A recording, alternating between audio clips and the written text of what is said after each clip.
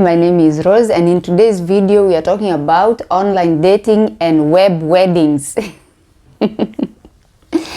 So I recently came across a story where there was this lady who was narrating a story about how she has met somebody. I think the guy was from the US, and how they've been communicating online, and the guy has suggested that they do an online wedding.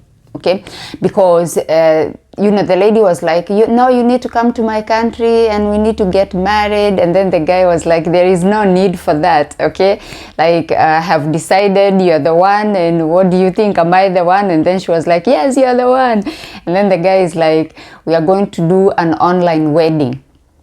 Now, when it comes to online weddings, first of all, I just want to say in the US, a lot of states actually legalized web weddings or Zoom weddings during the pandemic. Okay, in 2020, there are a lot of states in the United States that actually legalized these kinds of weddings, where you just have this ceremony and it's virtual, and you are issued with a marriage certificate, and the marriage certificate is valid. Okay, now, when it comes to international marriages where you're going to go through the immigration process, things are different.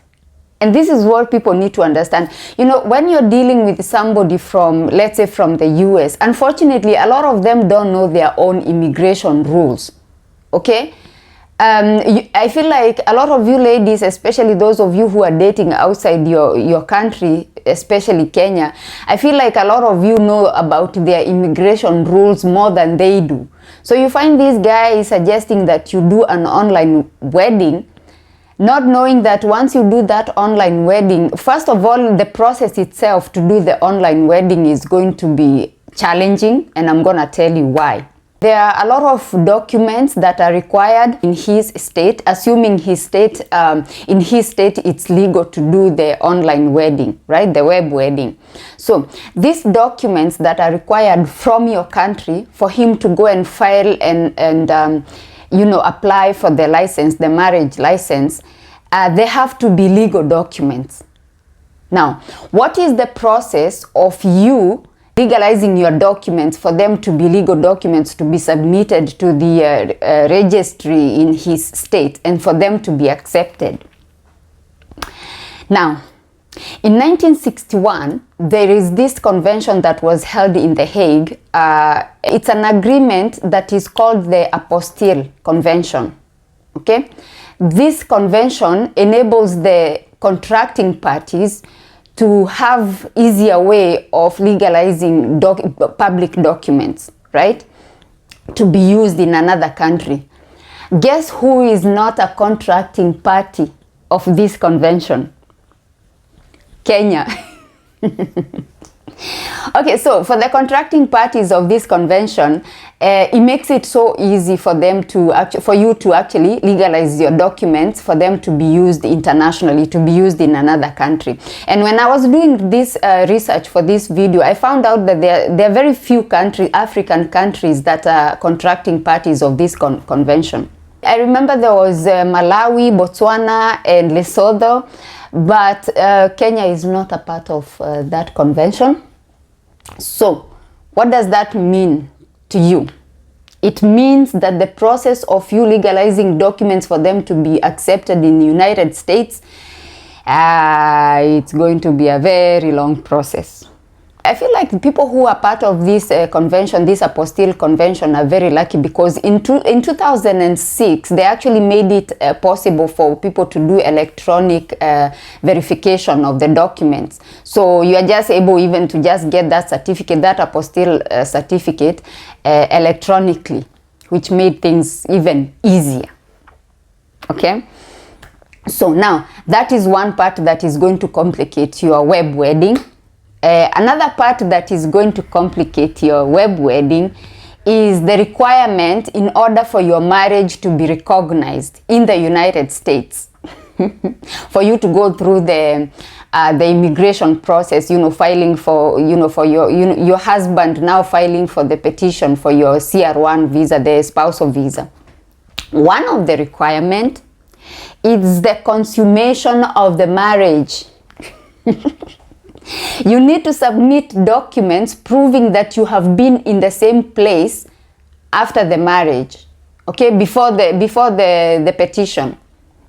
So okay, they say it's a proof of consummation, but it doesn't mean that like you take explicit videos and you send to the authorities, but it just says that you need to send documents that prove you've been in the same place after the marriage, which raises the possibilities of you consummating your marriage, right? So it could be hotel receipts, apartment lease, yeah. You need something to show that you've been in the same place after the marriage, okay? So the consummation has taken place. You also need, they said you also need a witness to say that they have actually witnessed you being in that place, and that person, the witness, he needs to, okay, they said it's good if it's the same person who actually witnessed your web wedding, because you do need two witnesses. Even with the web wedding, you need two witnesses. So they said if it's one of the witnesses that actually swears an affidavit that you have been in the same place after the wedding, which raises the chances of you consummating your marriage, then that will help, okay? So all this to say, this whole web wedding is a waste of time. Okay, I know I'm being so accused of being, you know, like Debbie the Downer when it comes to these issues, but the thing is I don't see the reason why you should go ahead with this web wedding, and yet the immigration is going to require that you show that you've been in the same place. Like, why doesn't he just come and you get married? Like, it's so easy. When you get married in your country, for example, Kenya, when he comes, you guys go to the Sharia house. He comes with all the required documents that we have mentioned before. He books an appointment. Before he comes, he needs to book an appointment with the US Embassy to swear the affidavit of marital status. And then if he's divorced, he needs to bring his divorce papers. If he's a widower, he needs to bring the death certificate of the deceased spouse. And then you just go to Sharia house and you get married. And then it's like, it's so easy. Then you take that marriage to the Foreign Affairs Ministry. That is not complicated. You just get your... after you get your certified copy, we've already talked about this process. Take your certified copy of your marriage certificate to the Foreign Affairs Ministry, get it authenticated, and then that's it. And then you start the process, the CR1 process. Like, I don't know why you people, you're having these ideas. First of all, you don't do your research to see like how it's gonna complicate things for you.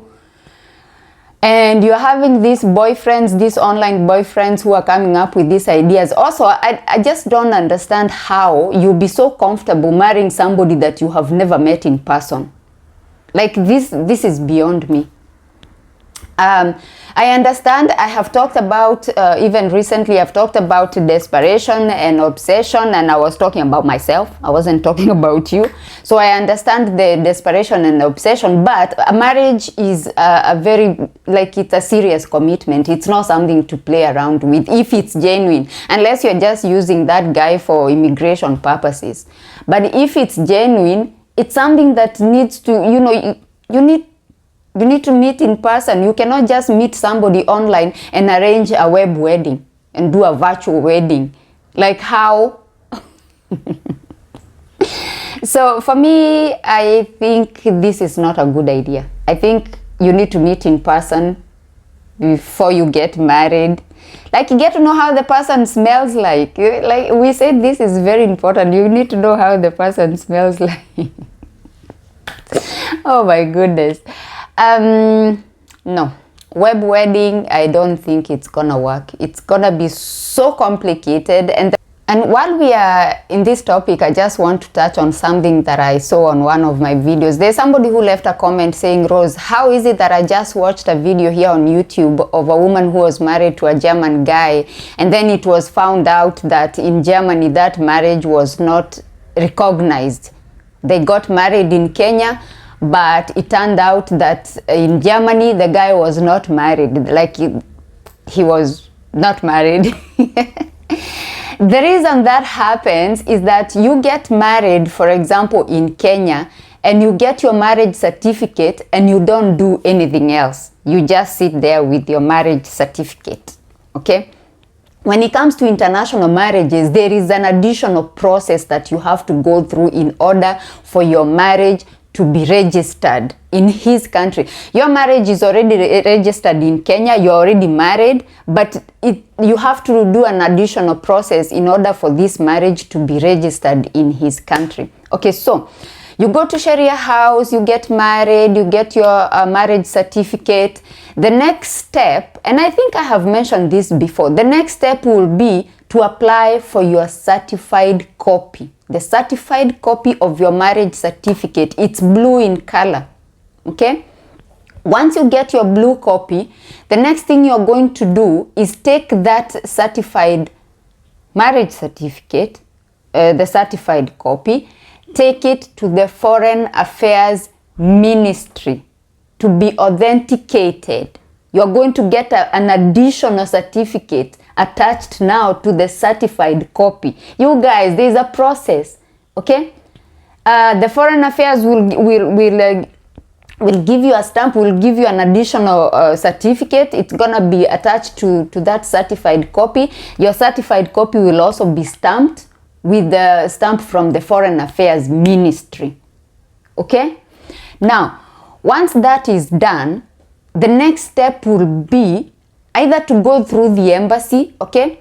Take that document now, the certified copy, and that document from the Foreign Affairs Ministry, take it to the embassy, to his embassy, okay? Then the registration can start from there.